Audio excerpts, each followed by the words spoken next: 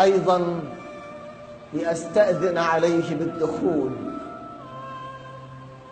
وأسجل أيضا اسمي وأسماء حضراتكم في سجل سيدنا محمد. ماذا حدث على أهل بيت النبي في محرم الحرام؟ ماذا حدث على ابن بنت رسول الله؟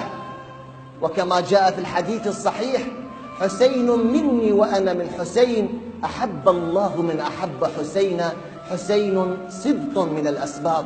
أيها السادة، حينما أقف مع أهل بيت النبي، هل أصبحت شيعيا أم أصبحت سنيا أم أصبحت صوفيا أم أصبحت سلفيا؟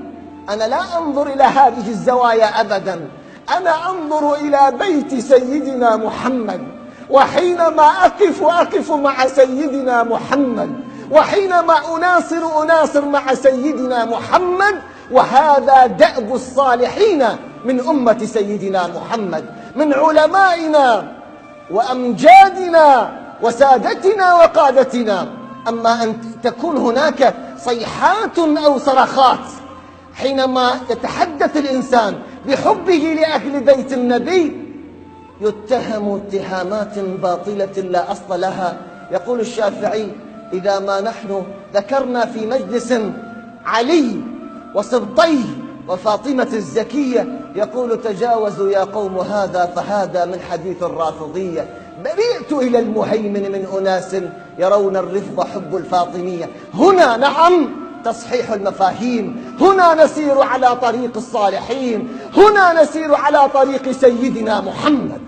لا سيما أن الله في قرآنه قال لحبيبه: قل لا أسألكم عليه أجرا إلا المودة في القربى. أنا لست من الذين يخادعون ولست من الذين ينافقون، أنا أريد أن أبلغ رسالات الله وأذكر نفسي وأذكركم كما جاء في صحيح مسلم.